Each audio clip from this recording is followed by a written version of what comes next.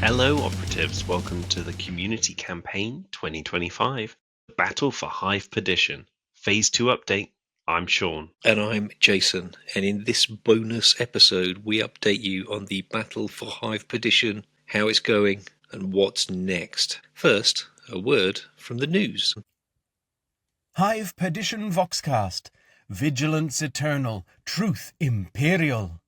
Glorious imperial counteroffensive breaks alien advance. Our heroes turn the tide as the power grid stabilizes. Senior propagandist Cassius Rex reporting for immediate broadcast across all imperial frequencies. Citizens of the Imperium, rejoice! Our valiant defenders have struck back with the fury of the righteous, dealing crushing blows to the alien menace that dared threaten our sacred hive. The Emperor's blessing shines upon our forces as they turn the tide of this holy war. Forge Temple District, sacred balance restored. The blessed Forge temples have witnessed the true strength of imperial resolve. In fierce battles for control of our most vital installations, our brave defenders have fought the Xenos filth to a standstill. The power to our sacred manufacturing halls remains stable, and the machine spirits sing with renewed vigor. Arbitrator Savannah Chorus reported from the temple perimeter. The cultists thought they could defile these sacred halls with their alien taint. They learned the hard way that imperial justice is absolute. Every corridor they took, we made them pay for in blood. Deep warrens, tunnels of triumph. Our fearless soldiers have ventured into the very heart of darkness and emerged victorious. Imperial forces have gained the upper hand in the underground war, proving that even in the deepest tunnels, the Emperor's light penetrates the shadows.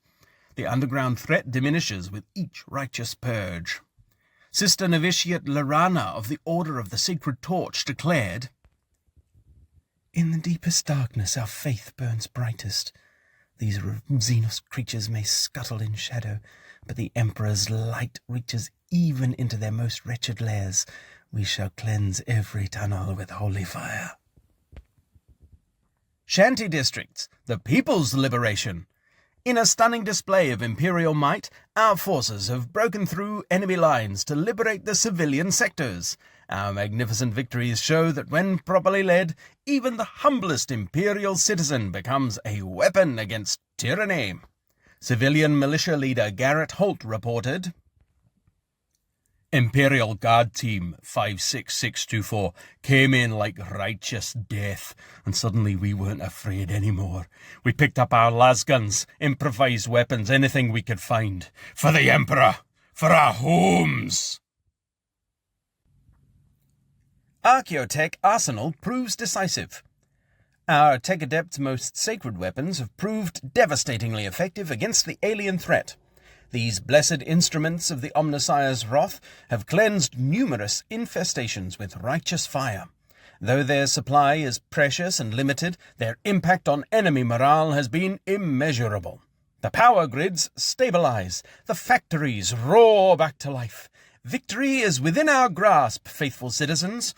Maintain your vigilance, redouble your efforts, and know that the Emperor watches over us all. Stay strong. Stay faithful.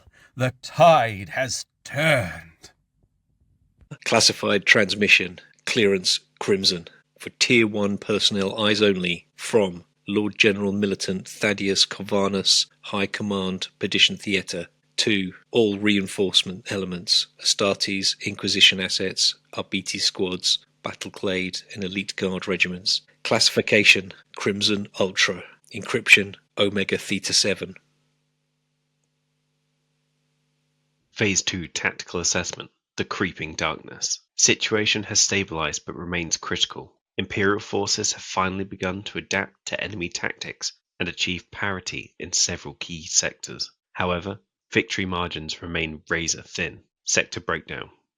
Forge Temple District. Contested equilibrium. Manufacturing capability holding steady, but not improving. Secret weapon project timeline remains uncertain. Both sides appear to be throwing everything at this sector. Expect escalation. Deep Warrens, Imperial advantage. Tunnel clearing operations show progress. Ravener threat contained, but not eliminated. Recommend continued aggressive patrolling. Shanty districts, Imperial breakthrough. First positive development in civilian sectors. Local militia recruitment exceeding expectations. However, low engagement numbers suggest enemy may be regrouping here. The Rigs and Imperial strongholds, no engagement.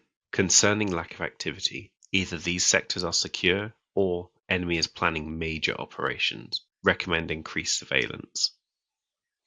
Archaeotech weapons assessment. Phosphex grenades proved highly effective in breaking enemy concentrations. Estimated 15 to 20% improvement in Imperial tactical performance when deployed. However, Mechanica stockpiles now completely exhausted.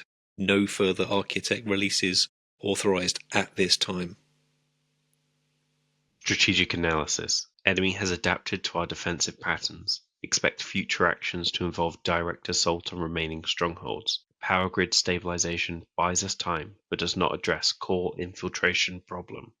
Most critically, large sections of the Planetary Defense Force and Imperial Guard have turned traitor, rebelling against their oaths and attacking loyal forces and civilians alike. The extent of Genestealer cult infiltration into our military structure is far worse than initial assessments indicated. We can no longer trust unit designations or command structures. Loyalty must be verified on a case-by-case basis. Cult presence in civilian population remains extensive despite Shanty district victories. Recommend preparing for urban warfare scenarios where friend and foe are indistinguishable. As Colonel Vex of the 15th Tenebra stated, "Purge them all, the God Emperor shall know his own." Supply status. Ammunition reserves 78%. Improved due to stabilized logistics.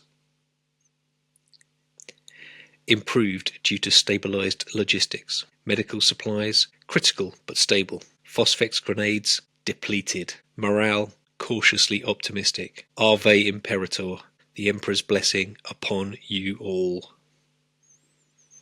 This transmission will self-purge in T-minus 60 seconds. End of classified transmission. And we're back in the room. Okay, hope you There it enjoyed. is. Hope you enjoyed that. The Empire has struck back. In this phase, it's not gone all the Tyrannid way, which is good. So we had a total of 18 battles that were recorded. This was 10 Imperial victories and 8 Tyrannid victories. And the points, this was interesting, despite winning 2 more games, the Tyrannids actually were slightly nudging it on points. 229 victory points to 225. Kind of a tie, but interesting that when they won, the Tyranids tended to win big. Make of those stats what you will. So we have phase 3 beginning on... I've misread this. We've got phase 3 beginning on the 17th of August, going through to the 14th of September. The battle for Hive Perdition has reached a critical phase. Genestealer cult spies have uncovered many of the vital systems that will come to deliver the Omnissiah's wrath. Their remaining forces concentrate on these. Okay, we're going to go through sector by sector.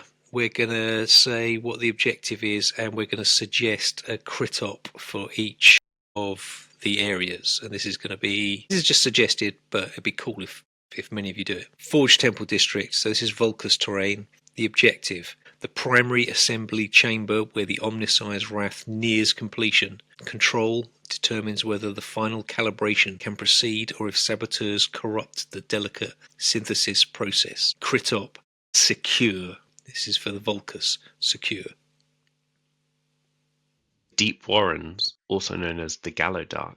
The objective: the deep core processing station that refines exotic materials from the planet's core. These rare compounds are essential for the weapon's mysterious payload. Without them, the project fails entirely. The crit op is extraction. Shanty districts. This is Octarius.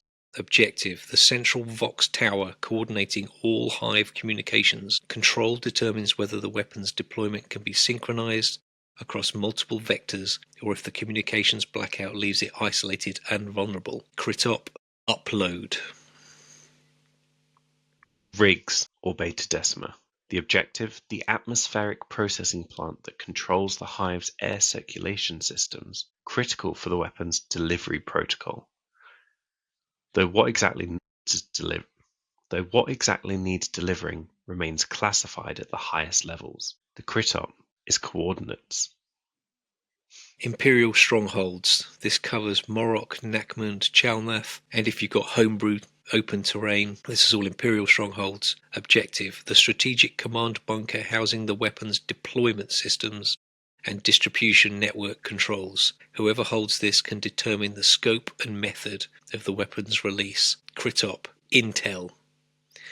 And this is the critical bit. At the end of Phase 3, whichever side controls the majority of these 5 districts will get a significant in-game bonus into the final phase. Do not let the side down. So that's your orders for Phase 3. We felt there was quite a bit of equilibrium, so there's no need for a balance at the moment. However, this is absolutely going to be the phase that really sort of leads us into the final furlong. So get those games in.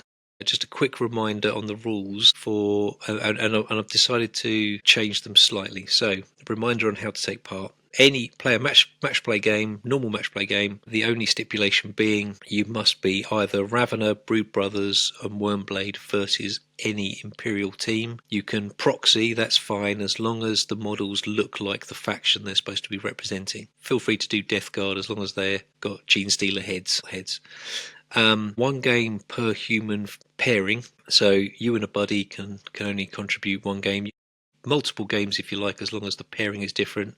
And this is the bit that I'm changing. The same pair can do multiple games if you do different terrain. So play 1 game with your friend on Volcus and another on Galadark. And you can let us know how you're getting on. The best way of doing it is via our Discord, where we have a dedicated channel called Community Campaign 2025, or this could be quite fun because it's secret. Email us at onceuponakillteam@gmail.com, and what we need to know is what teams you played, the players, feel free to use a handle if you don't want to use a real name or just a first name, the score, and what terrain you used. And if you've got any narrative bits or a photo, add that as well because we love it.